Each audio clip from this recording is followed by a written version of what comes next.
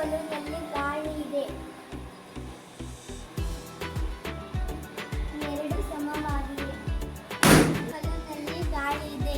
ಇದು ಭಾರವಾಗಿ ಕೆಳಗೆ ಬಂದಿದೆ. ಈ ಬಲೂನ್ನಲ್ಲಿ ಗಾಳಿ ಇಲ್ಲ. ಇದು ಹಗುರವಾಗಿ ಮೇಲೆ ಹೋಗಿದೆ. ಇದರಿಂದ ಗಾಳಿಗೆ ತೂಕವಿದೆ ಎಂಬುದು ಗಾಳಿಗೆ ಒತ್ತಡ ಇದೆ.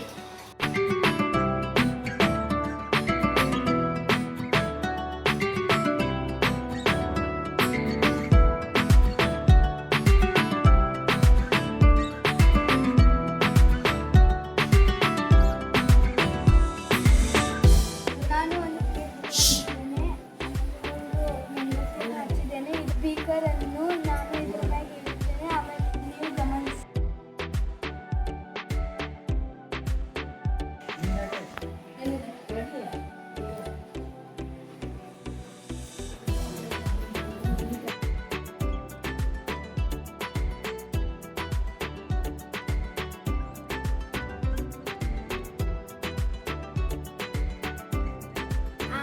ಆಮ್ಲಜನಕ ಸಹಾಯದಿಂದ ಇದು ಉರಿತಾ ಇದೆ.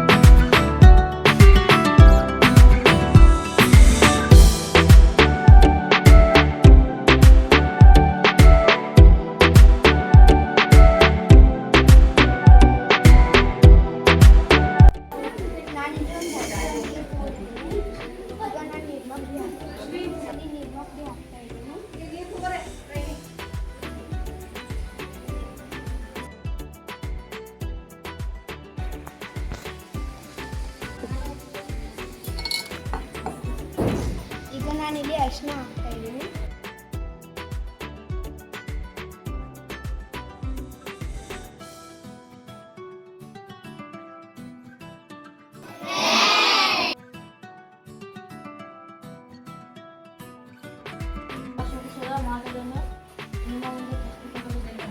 ಇದು ಒಂದು ಶ್ವಾಸಕೋಶದ ಮಾದರಿಯಾಗಿದೆ. ಇದರೊಳಗೆ ಎರಡು ಬಲೂನನ್ನು ತೆಗೆದುಕೊಂಡಿದ್ದೇನೆ ಮತ್ತು ಕೆಳಗೆ ಒಂದು ಬಲೂನನ್ನು ಅಂಟಿಸಿದ್ದೇನೆ.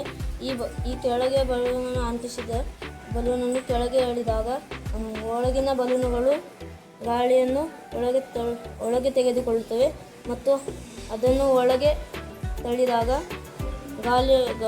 ಒಳಗಿನ ಬಲೂನುಗಳು ಗಾಳಿಯನ್ನು ಹೊರಗೆ ಹಾಕುತ್ತವೆ. ಅದೇ ರೀತಿ ನಮ್ಮ ದೇಹದೊಳಗೆ ಕೂಡ ಗಾಳಿಯನ್ನು ಒಳಗೆ ತೆಗೆದುಕೊಂಡಾಗ ಶ್ವಾಸಕೋಶಗಳು ಗಾಳಿಯನ್ನು ಒಳಗೆ ಮತ್ತು ಹೊರಗೆ ಬಿಟ್ಟ ತಕ್ಷಣ ಗಾಳಿಯನ್ನು ಹೊರಗೆ ಹಾಕುತ್ತವೆ.